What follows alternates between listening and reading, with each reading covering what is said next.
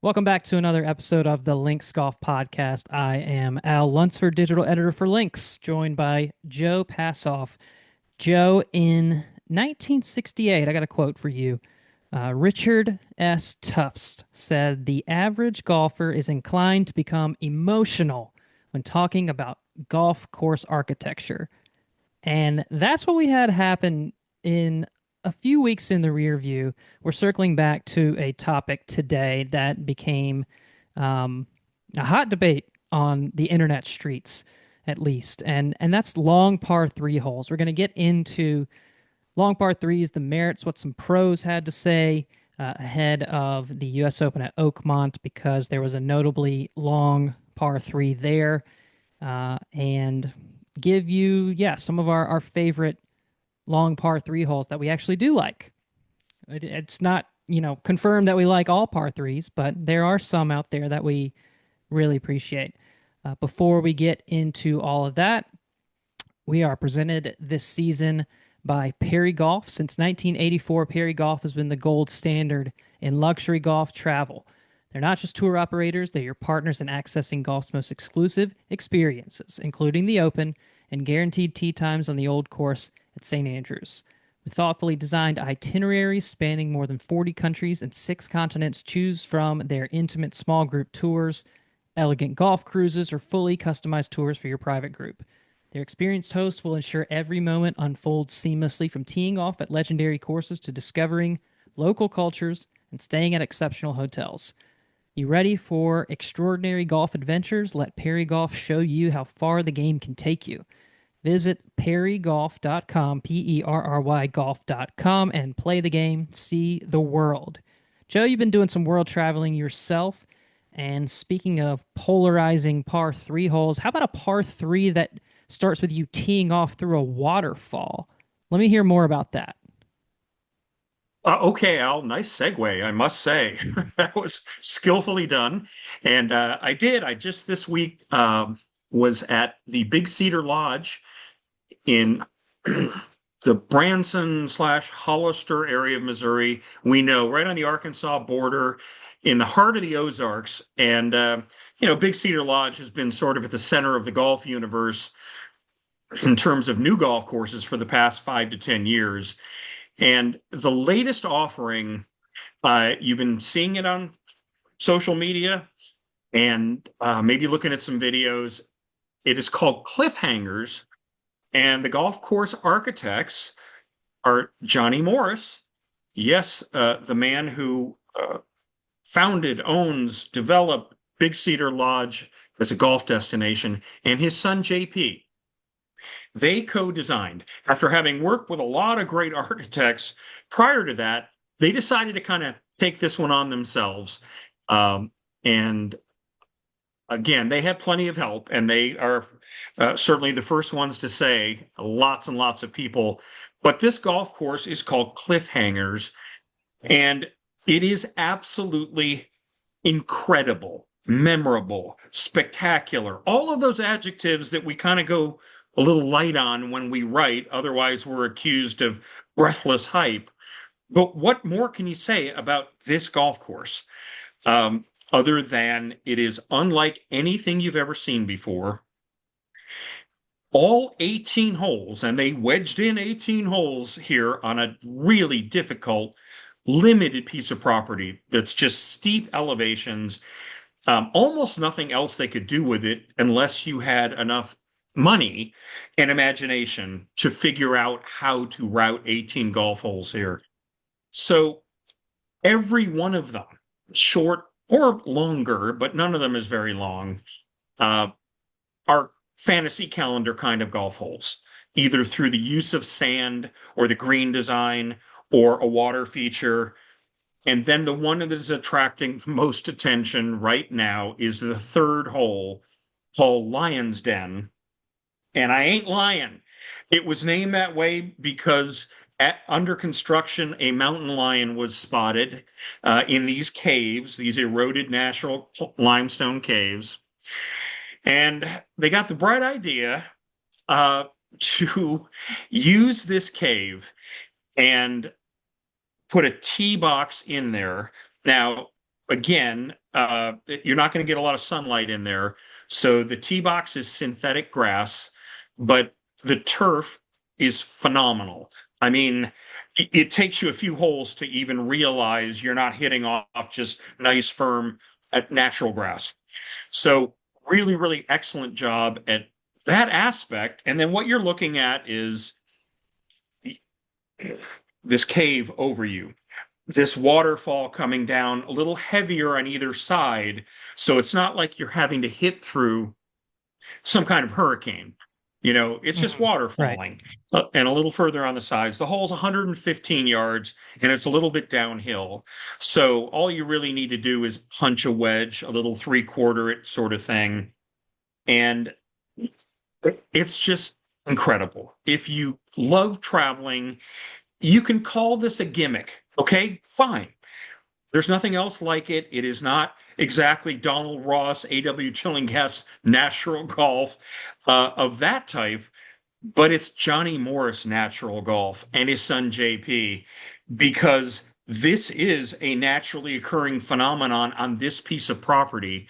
And to route a golf hole on it and to have that unique thrill of taking your golf cart into a cave, walking out onto this strip of synthetic turf, and then hitting a wedge shot through this waterfall onto a green below, well bunkered. Um, that's my endorsement right there. If this were the only golf at Big Cedar, yeah, wow, maybe that's too much for 18 holes of that kind of thing.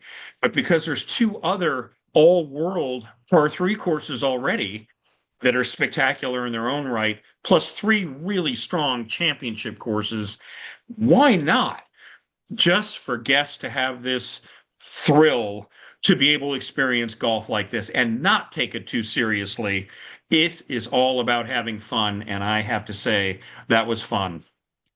If you have seen the pictures of Paynes Valley at Big Cedar Lodge, the Tiger Woods public course there, and you know about the 19th hole at Paynes Valley, got a lot of pub, obviously, island green, and at the bottom of these huge limestone cliffs. Well, Cliffhangers plays up on top of, alongside those same cliffs that you saw from those previous images, right, Joe?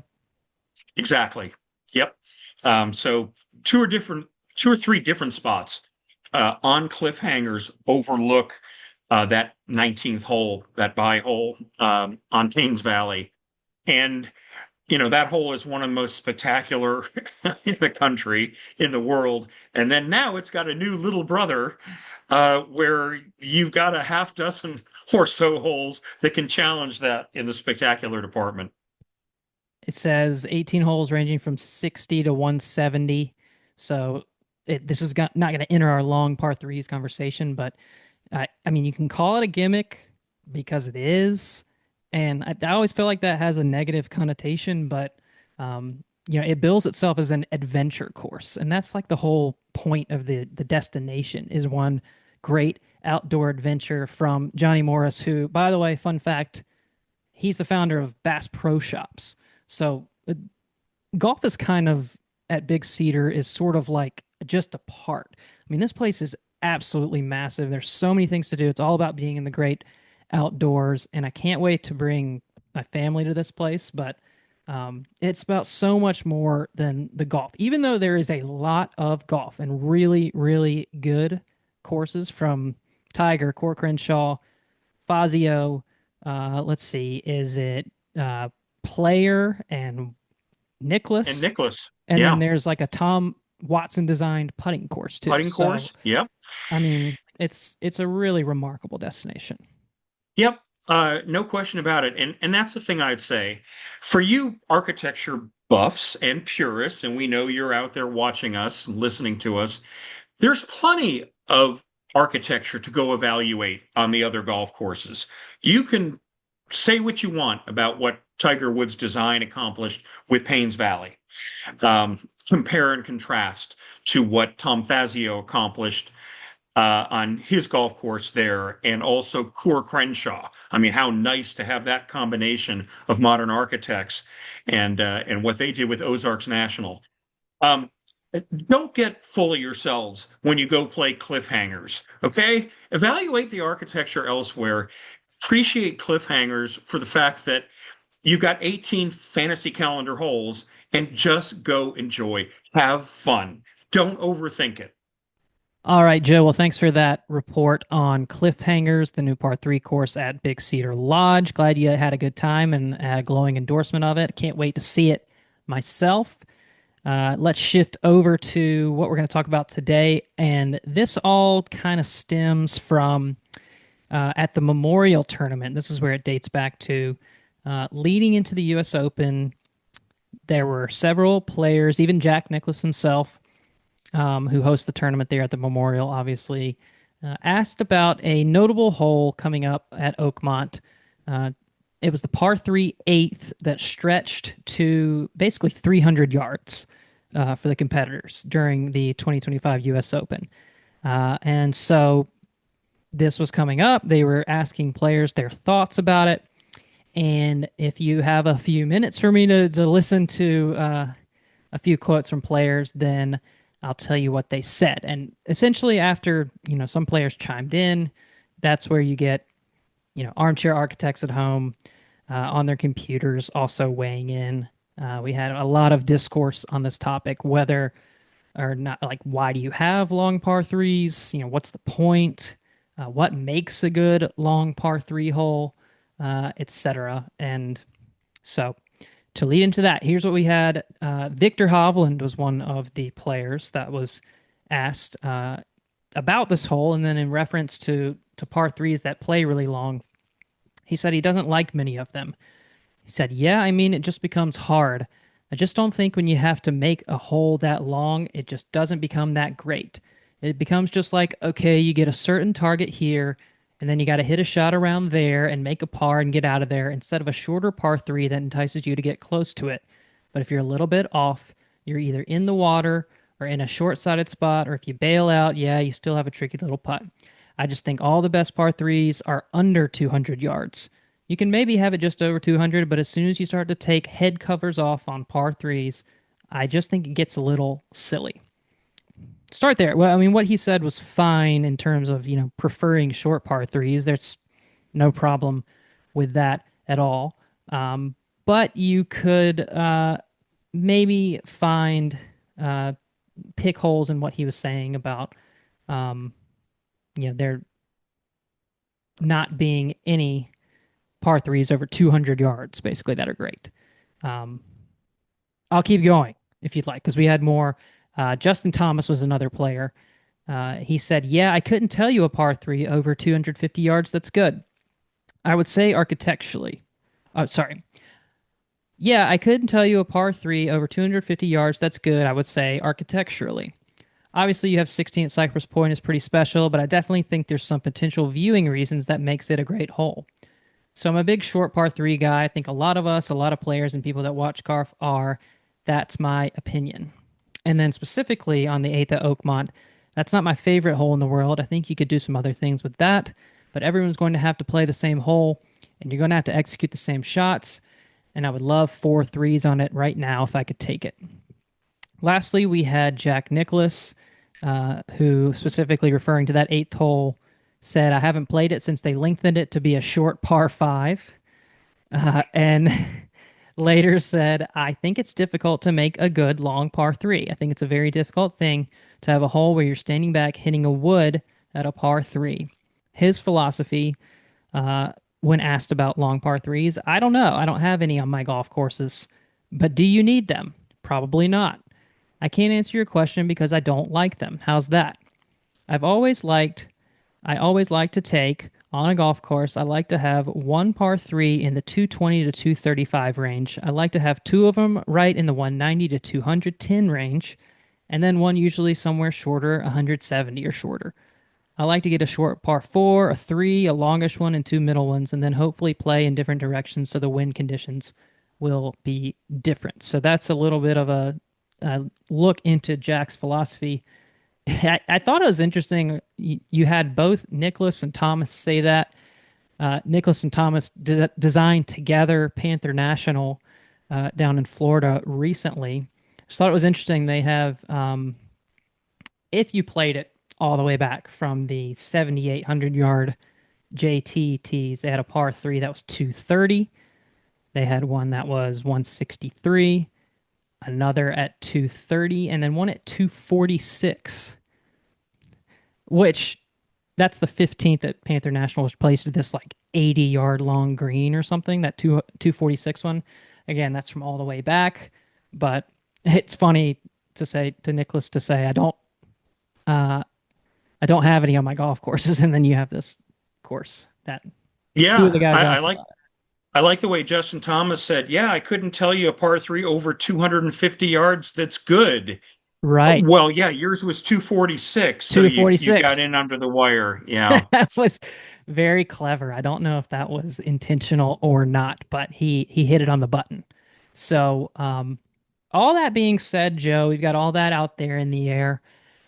What say you? What were your reactions to some of this commentary, and then why long par threes? Why even have them? Right? Al, I'm glad you asked, and I'm glad you asked in exactly that fashion, because with all due respect to the pros weighing in and to some of the modern outlets that specialize in architecture, and they do a beautiful job in talking about these different topics, issues, and so forth. I first addressed this very topic in an article that I wrote in the summer of 1991. Let that sink in for a minute. And it was basically how you put it, wither the long par three. Why? Why do we even have them? And I interviewed six different architects. Uh, if I still have that issue, it is buried in deep storage somewhere, but it was one of the first published articles I did. And the genesis for that was because I thought it was an interesting topic. Thank you. But also, um, I wanted to accompany the story a photo that I had seen the photographer Tony Roberts, who took the 16th at Cypress Point, got lucky enough to have the waves crashing in from behind, and it appeared on the as the cover of the coffee table book, Golf Courses of the PGA Tour, 1986, by our very own George Pepper, editor in chief of Links magazine. So that was why I wanted to do the story. I wanted to see that photo run in a story that had my name on it 5 years later. But it asked the question. And at that time, my response was, why do we have these super long par threes? You hit driver enough during the round, if you will, or for folks that, choose three wood in the day. Um, Gosh, we have these four opportunities at more interesting tee shots, more variety, rather than have to hit a driver again. So, what changed my mind on that, and I got some good responses. One of the architects I interviewed was Keith Foster. Then, just ending, he still had an affiliation with Arthur Hills. And of course, in the years since, became one of the great renovation restoration architects, and he was a very good player. Um, Something that hit me 5 years later after the Pro V1 did its thing, and then physical conditioning, everything that made the game easier to play and play shorter and all the rest. And I changed my mind. I changed my opinion completely, saying I feel that the long par three has a necessary and proper place on a golf course, on a championship golf course. And what I go back to is Alistair McKenzie saying variety is everything in golf. And before we get into the specifics and do a little more debating back and forth, that's the whole key to me is that for the most part, and you and I, Al, are going to differentiate between a long par three and a jumbo, something that just 280, 290, 300 kind of thing. So, in that regard, most of today's pros at a 250-yard hole are not hitting driver. They're not hitting three wood. They're probably hitting something like four iron, or something in that area. And all I'm asking is, shouldn't a great test of golf ask you to hit as many clubs in the bag as you can into a green? And the only time really good players are hitting hybrids or long irons into a green are on reachable par fives. Hmm. And so I feel the long par three, especially when it's well done, but even when it's not as well done, has a place to have at least one of them. Ask a good player to hit some kind of club into a green and see how you do with it. I think you're spot on there, and it's interesting you brought up that point about Alistair McKenzie. I just recently came across this quote again. There was a newsletter piece. The Fried Egg did a piece about change and variety in golf courses and how it's a very important aspect of a great golf course to have a sense of variety. And Keith Cutton of the golf course architecture firm Whitman, Axland, and Cutton, he wrote in a piece that Tony Deere did a little while ago for us on the brilliance of bland golf holes and why it's important to mix in, just a hole that doesn't wow you, to give sort of an ebb and flow in the round. And so what Keith Cutton said was, variety is vital. If everything is special, then nothing is. A great book or drama has ebb and flow. There should be peaks and valleys to the excitement. He was echoed as well, in this by another architect, Colton Craig, who said, imagine if an entire symphony were a 5-minute climax or an action movie was one long fight scene. It would be ridiculous. There has to be a few quiet moments before the action. That's speaking more to like the total variety, but what a long par three does, or any par three for that matter, the architect is basically putting you in a position, a perfect position off the tee, and asking you to execute a shot in an ideal, situation. So even teeing up the ball for you in most cases, a lot of people use a tee on a par three, but here you go. Here's the shot you have to hit. Can you execute it? Robert Trent Jones Sr. In 1954, I found another quote. I'm pulling quotes out of nowhere today, Joe, because I got a Loving good, it. good book beside me. But he said, the essence of strategic architecture is to encourage initiative, reward a well played stroke, and yet to insist that there must be planning and honest self appraisal behind the daring. So, what we're saying here is that exactly what you said. Um, can you, especially for the pros who are playing these really really lengthy holes, um, can you do it? Can you put a well played stroke on the ball and execute the shot?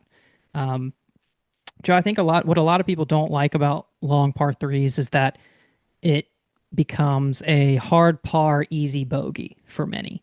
And, faced with that on the tee is sort of discouraging.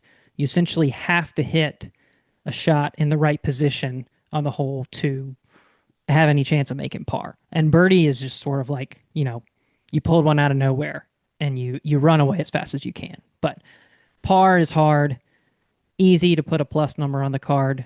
Um, Anyways, I threw a lot back at you, Joe. Um, back over to you in this discussion. No, I'm going to continue in that vein. I mean, not just agree with each other, but agreeing with those architects that made those points. I also go back to Robert Trent Jones Jr., who used to talk about, still does, golf courses as like a symphony production where you have crescendos, you have diminuendos, you have highs and lows, that the rhythm of a round should not be all trombones and trumpets, smacking away a little bit like what Keith Cutton said, or Colton Craig about all symphony. I used to say if every hole were like the 18th at Pebble Beach, it wouldn't be special. The reason it is so special is because it's so rare. and you appreciate it that much more. So within the rhythm of a round, sure, you're going to have that reachable par four or a drive and pitch par four where the expectation is I'd like to make a birdie here, because it's allowing me with my scoring clubs to do so. But within the rhythm of a great round, you're going to have what I call meat and potatoes par fours.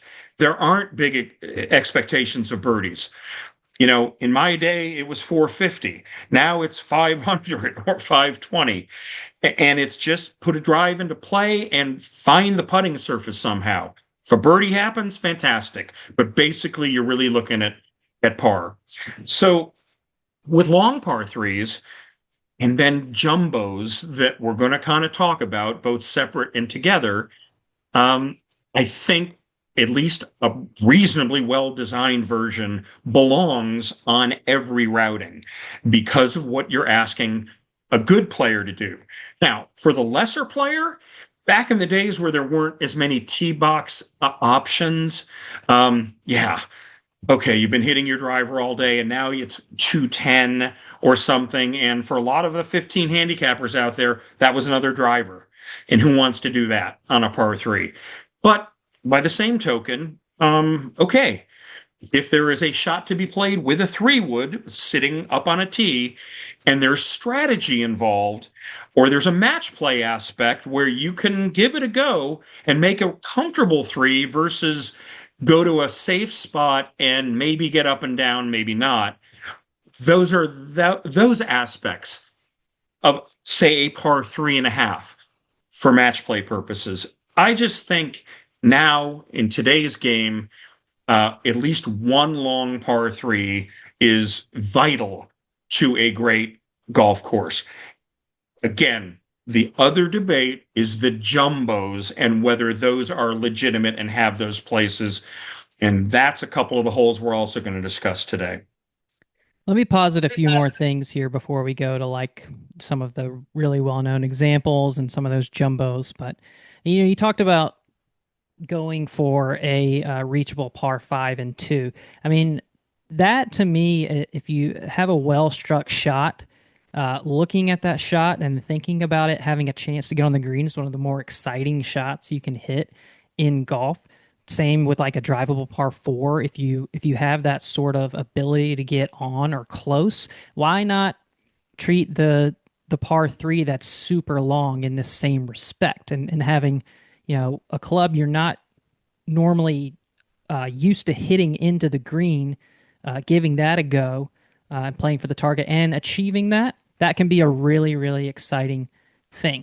Here's another thing I want to throw at you. What's more disappointing?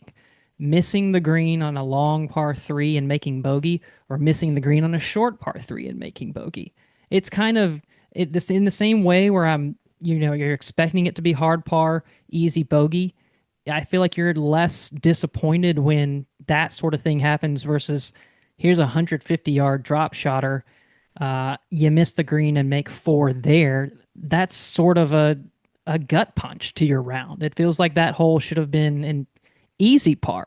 Hard birdie, perhaps, but easy par, tough to walk away with four there. And then I'm going back to Justin Thomas's quote here about everyone has to play the same hole. You have to execute the same shots. When we're slaves to the scorecard, Joe, we think about the three on a hole like this as being, such a heralded thing, and to walk away with anything more than that just kills your round. But isn't the point of playing every golf hole to shoot it in as little strokes as possible? I mean, just everyone's playing the same hole. They're going to have the same challenge. So if you make a three, great, but it's a tough golf hole. Not a lot of people are going to be making good numbers on a hole like this.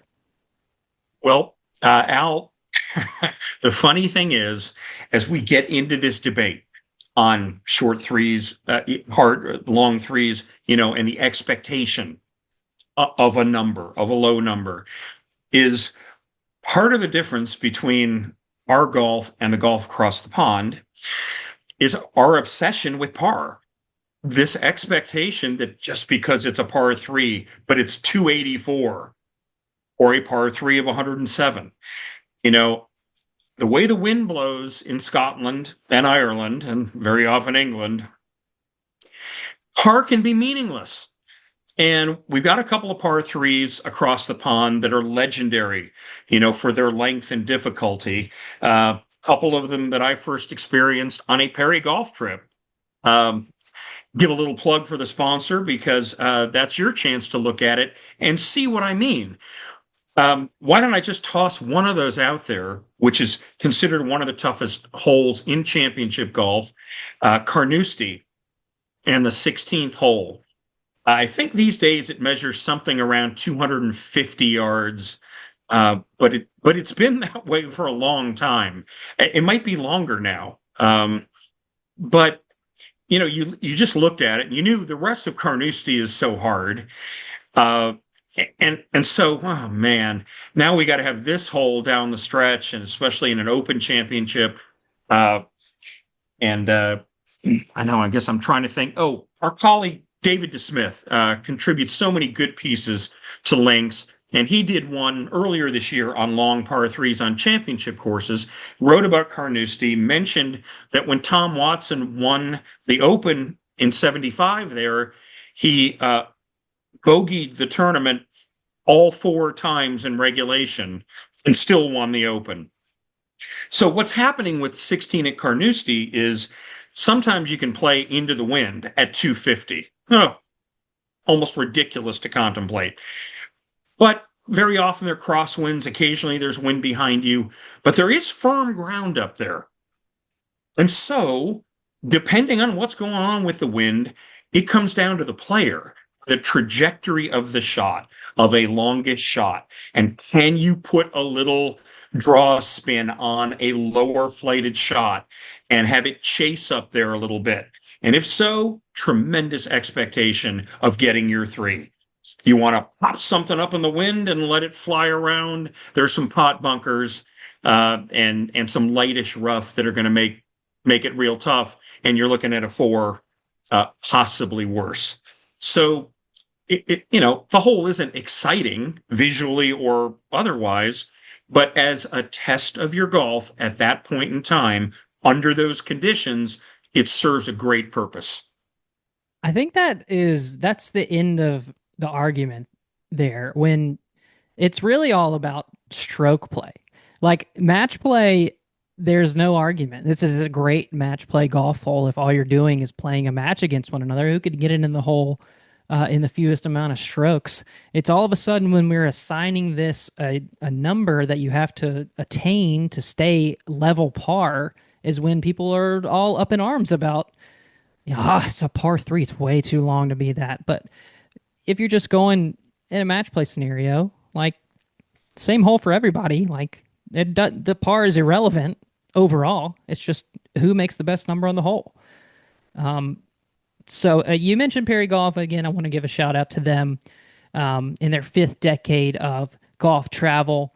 They offer the most extensive collection of custom tours, small group tours, and golf cruises in the world. They're an authorized provider of packages to the Open, guaranteed tee times at St. Andrews, and access to 75% of the world's top 100 courses, including some of the ones we talked about today, Carnoustie, and we're going to talk about Calamity Corner at Royal Portrush here in just a minute.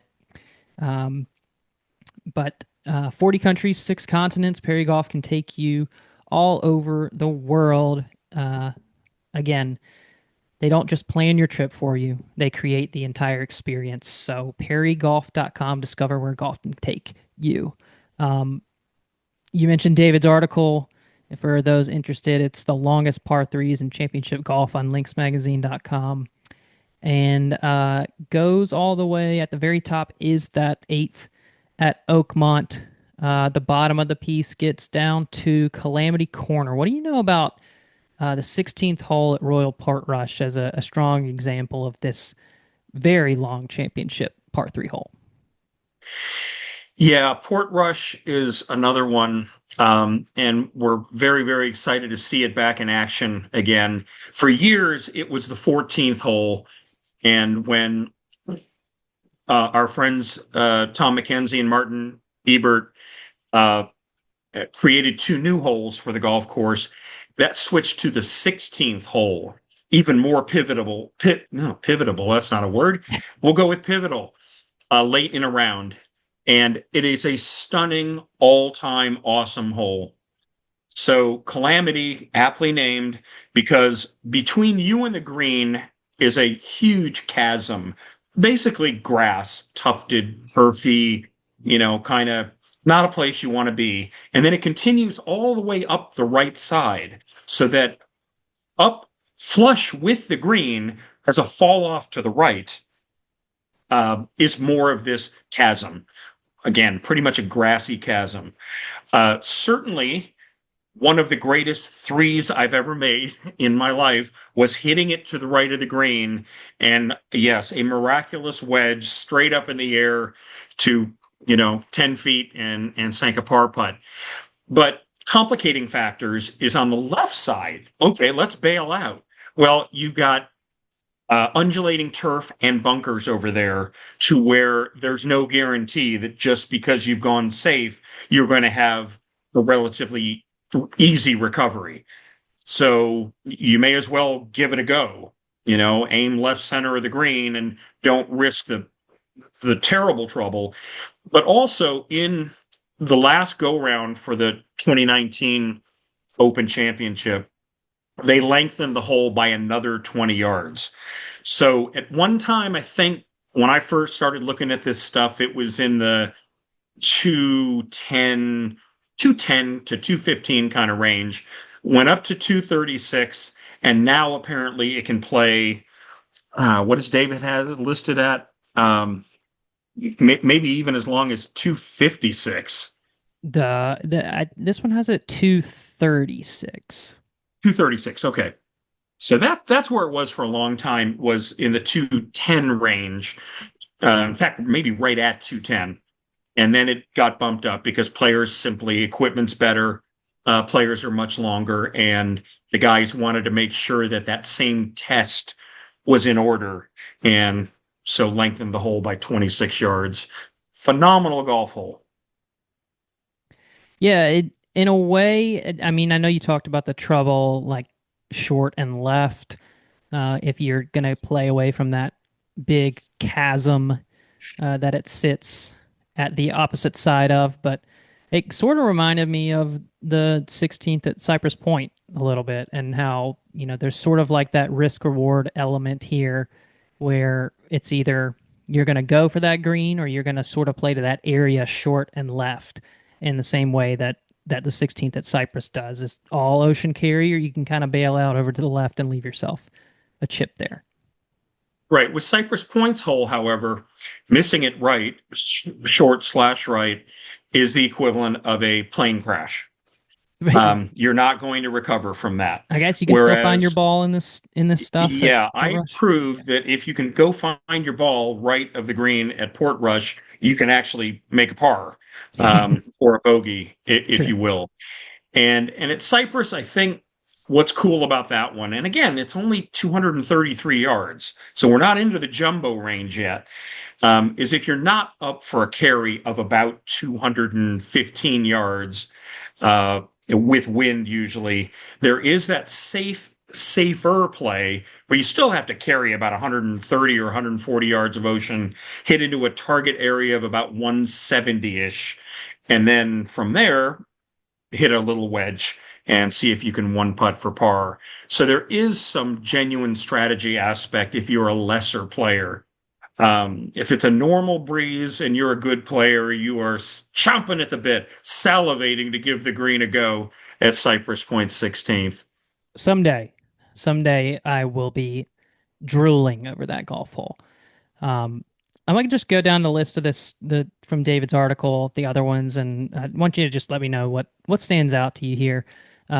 We have L.A. Country Club North 297, the 11th hole, the seventh hole there as well, 284 yards. These are all par threes again. Marion Golf Club on the list, third hole 256. I believe Marion had another one. Yes, the 17th was 254. Two giant ones on a course known for its small footprint. The Olympic Club Lake Course third hole was 256 down the hill. Valhalla, PGA host from 2024, had the 14th hole at 254. Shinnecock, second hole 252, right out of the gate, just smacking you in the face with that. Chambers Bay, the great Lone Fir hole, the 15th. Uh, they were able to manipulate it during the open, play it as short as 158 yards in that final round in 2015, but it could also play back up to 252. And then we mentioned Carnoustie. You had Aaron Hills, sixth hole, 252. Troon, the 17th hole, 242. And well-known example at Augusta National, the fourth hole can go all the way back to that back tee box to play 240 yards. Any of those holes just that you really love or, really appreciate from a design standpoint, anything like that? Yeah, Al. All of I've them. got in a way, sure. I'm familiar with all of them, but only a few of them really resonate from what you just described. One is having Marion on quite a small property, but one of my favorite routings in the history of golf, and how Hugh Wilson and ultimately William Flynn used the land, what they were given to work, a very small acreage, and got so much variety out of this. Now, credit or blame goes to the USGA and modern golf for pushing the third hole to the absolute limit. I mean, 256 yards. It was never intended to play that long, but they were able to push it to that length. And then 17, which was always a long hole over the quarry, again, went from 220 something, okay, like in the 81 US Open to 254, something like that. The potential to play it there.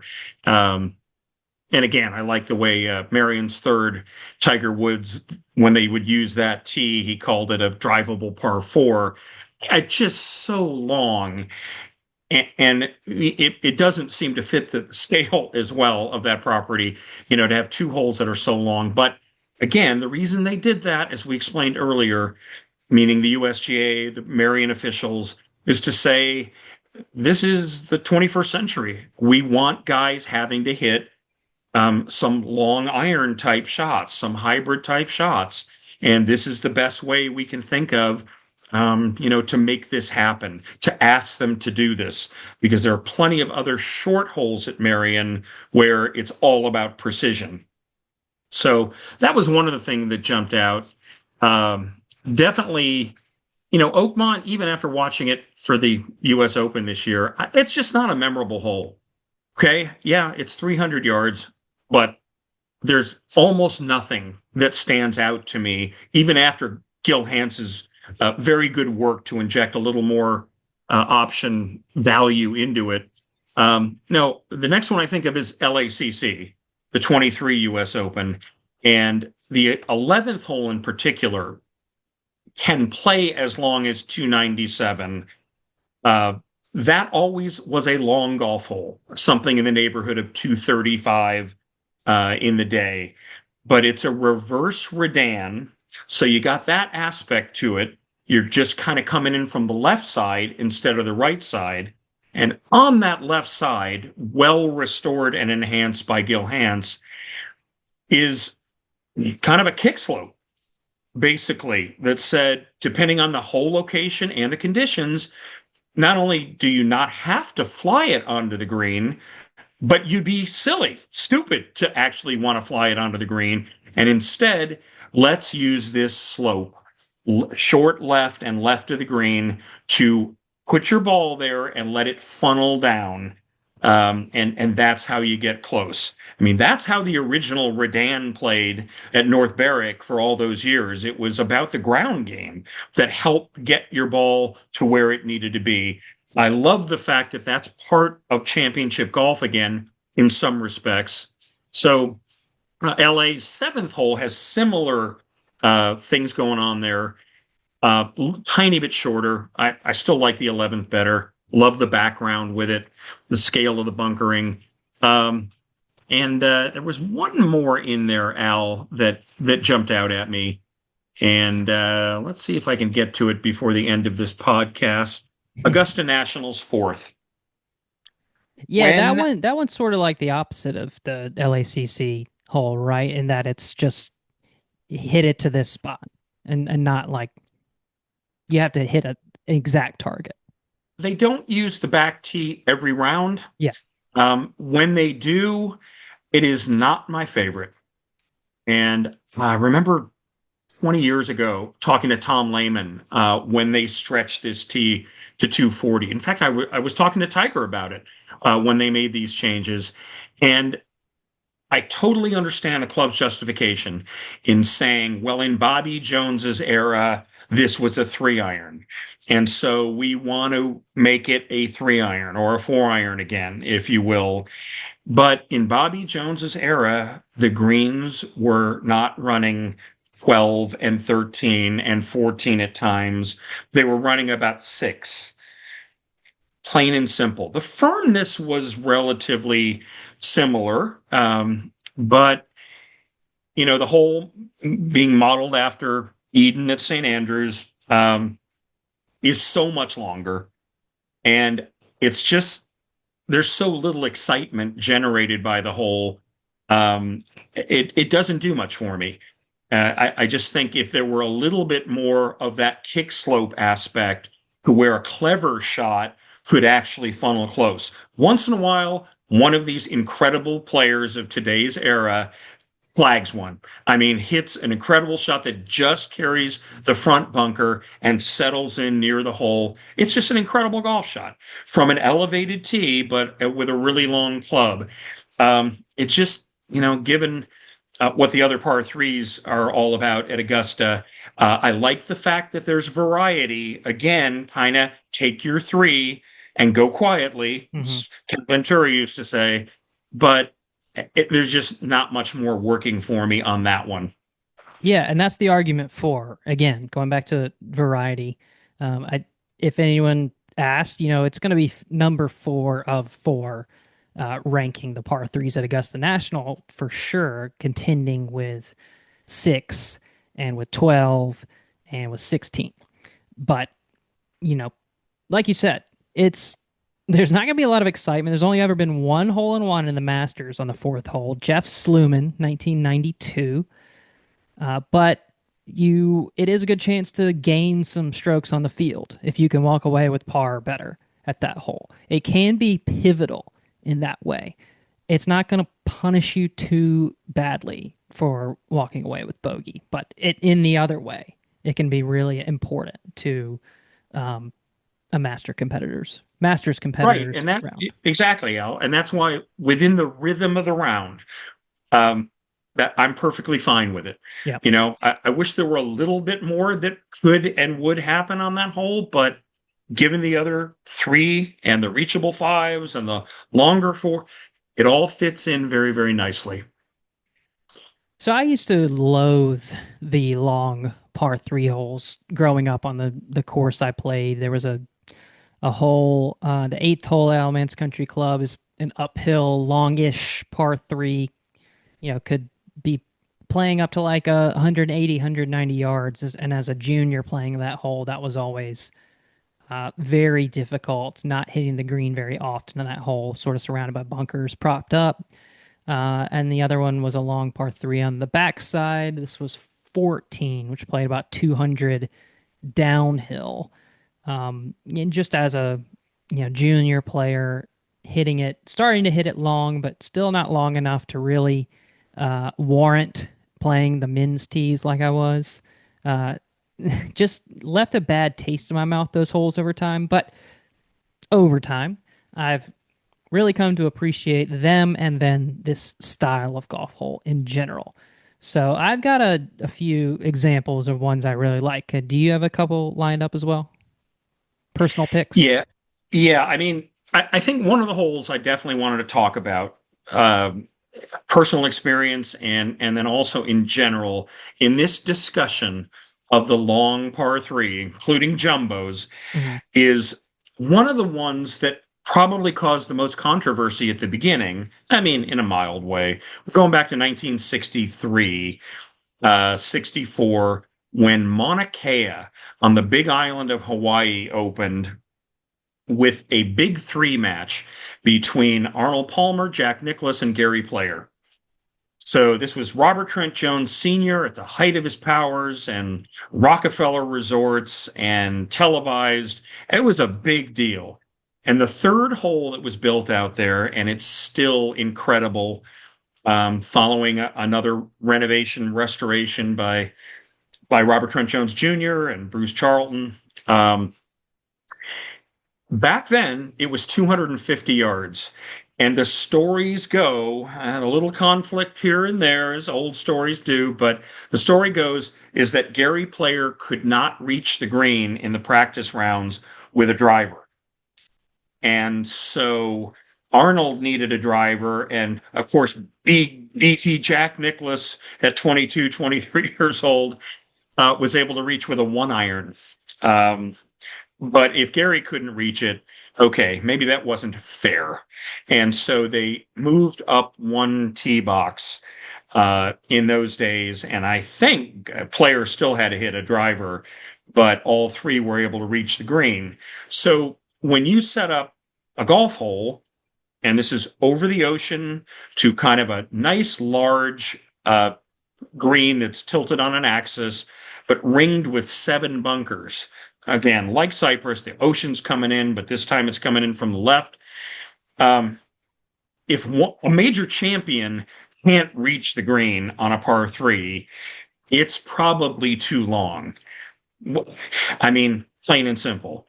So, for whatever that argument is, okay, well, let him play to the right. Now, come on. I mean, player wasn't the longest hitter, but he still should be able to reach. Conditions being what they are, however, if you happen to play the hole in a different kind of wind, maybe you shouldn't be going for the green. Maybe you do need to bail out, as is the case sometimes at many great holes. So I go back to that one. It's been lengthened over the years to 272. I think there's even some more length they were able to get out of it. I'm not positive what the exact yardage is these days, but I know Jim Nance just wrote a nice piece for Golf Digest about Trent Jones Jr. and Senior and the golf course, and of course Brother Reese worked on it over the years. So cool concept. If and when you get back to Mauna Kea, to think about the third hole as the hole Gary Player couldn't reach. That certainly stirred some debate about long par threes. The other one, and the only other one I'll mention, is because French Lick Resort, Pete Dye was Pete Dye on steroids when he did his championship course back in 2008, 2009. And it measures more than 8,000 yards, 80, I don't know, 8,100 yards, I think it is. And the 16th hole is a 301 yard par three. Oh, I mean, just trying to wrap your head around it, because Oakmont was 299 a few years ago, and this year it was 300 or 301 at the eighth. But there's just sand to swallow up Oakmont, a big bunker, and then another smaller bunker, and a three puttable green. Okay. But at French Lick in southern Indiana, you can pull your drive and you're in a bunch of rough. And then I wrote for links, it might be easier escaping an actual volcano than emerging unscathed from Dye's volcano bunkers, which are these little pot bunkers tucked into a mound, basically. So at the 16th, once your brain accepts the sheer length called for on a par three, there's that pesky lake to swallow any push shot plus two greenside bunkers to the left that will punish the bailout. And I said, fear factor, 10 out of 10. There, a really good player is being asked to hit a long iron or a hybrid or possibly even a driver or three wood with trouble. going on left and especially right, and visual obstacles to hit you with.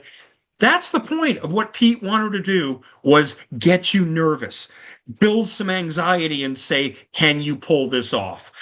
And that to me is the key, is not just a long par four for variety's sake, which is acceptable, but how do you make it better? How do you inject something into it? For me, a 300-yard par three is idiotic. That's two solid shots for my game. But if that hole is playing, say, 220 for me, wow. Now I am kind of thinking about steering my tee shot because there's trouble around. Or do I just step up and hit it?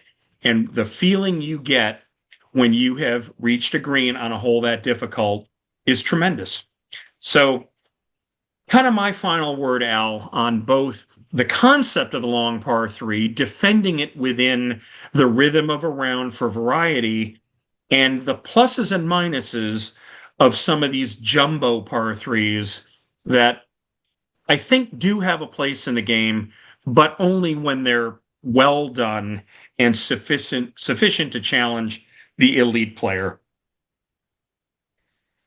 That the way you described, and I looked up the picture of the 16th on the die course at French Lick after that, and just like, are you kidding me?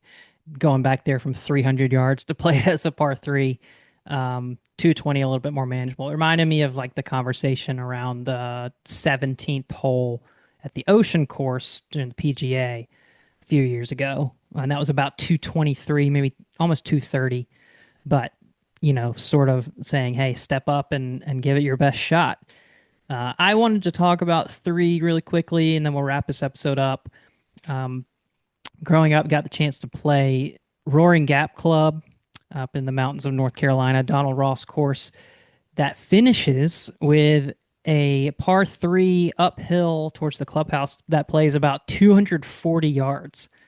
And so when I was playing it at the time, it was probably a middle school, maybe early high school age, and the prospect of hitting driver at on a par three to end a round was a unique challenge that I'd never experienced before. So in that respect, I wasn't just like, this is stupid. I thought it was really cool to be able to, hey, all right, driver up the hill. Let's see if you can par to finish Mm. on a par three with a club you're not used to hitting on a par three. So really liked that one. That wasn't always supposed to be the finishing hole there at Roaring Gap, but it is today. Um, Another one, speaking to a hole with a good story, and you know this one well, Joe. The third hole at Wingfoot West, I think, is a really good long par three hole. And let me just read you the description because I could say the story, but they do a good job of it on their website. The third hole gets its name, which is Pinnacle, from its two-level green featuring a precipitous slope from the backtop terrace as from the pinnacle of a mountain. This hole is famous in Wingfoot lore as key to Billy Casper's win in the 1959 U.S. Open. His strategy for 4 consecutive rounds was to deliberately play short of the green and then pitch close to the hole. He scored 4 pars and gained 2 strokes on the field in his win. We hear that story every time we play at Wingfoot from one of the caddies. You remember what Billy Casper did here, right? As we're about to tee off. So Yep. great long par three there, of which I have never hit the green. I don't think. Played probably 4 times now. Never hit that green. Probably should do the Casper model. And a recently opened course that had a really good long par three hoe. This one could be jumbo for you, Joe. Pinehurst number 10's 14th hole Mm. measures at 264. And that comes after a couple of bruisers on the back nine. You got the par 5 10th that stretches out to 634 yards, par 5. And the 13th hole right before that 14th, 508 yards up the hill. So it was funny. I felt like once I got to the 14th hole, it's almost as if the 13th hole approach was preparing you for the next hole. Like, let you hit this shot once already, so you're not just trying to hit it for the first time the next hole. I believe I hit 3 wood on the 14th. But it's a good hole. There's nothing guarding the front of the green, so you are able to run it up. It's plays a little bit downhill. Um, Once you get up to the green, you've got some mounding and surrounds, but nothing you preventing you from rolling one up on the front. So it's monstrous, but in a way, I think it's fair. And then right after that, the 15th is a par four that's not much longer than the par three before it, kind of bending around a lake.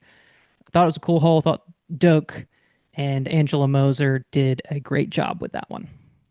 Those are my three.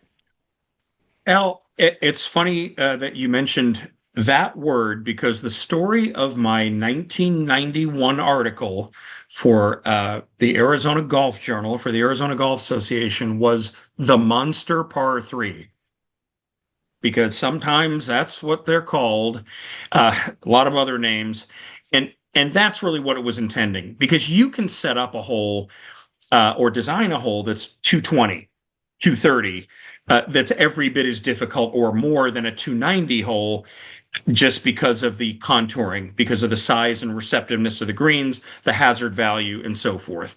That can be a hard, long par three or a memorable long par three. The jumbo category is how much do you want to season it, as Pete Dye did at French Lick, with a hole that's 300 yards and is receptive to a shot hit perfectly straight, but fade it a little bit, pull a little bit, top it short, hit short. And that's where these issues come up. So, I think we'd all acknowledge that long par threes and great long par threes have their place. The jumbos, like Oakmont's eighth and some of the others, that's where you point to a hole like the one you described at Pinehurst that has plenty of interest around the green, plenty of variety in the routing of the round. Yes, this is a good place for this hole, and here are the couple of different ways you can deal with it. So, as a modern example, it appears to work beautifully. What are your thoughts on long par threes? I'm talking to you, the audience now. What are some of your favorites? Do you like them? Do you feel like they serve a purpose? We want to know what you think. Comment on the video we have here or on our social media handles at Links Magazine. Let us know your thoughts. Hope you enjoyed our conversation today. Joe, I enjoyed having it with you. Al, this was fun to do, especially it's a relatively hot topic, and maybe for folks who weigh in, how long is too long? Right. Is there a number that you say, no, this is just too long for a par three? So, hey, I look forward to doing this again with you very soon. But in the meantime, I think we went long on these long par threes. Hot topic because it's so dadgum hot outside. Let's try to keep cool on the next one. Thanks, Joe, for your time. Cheers, Al.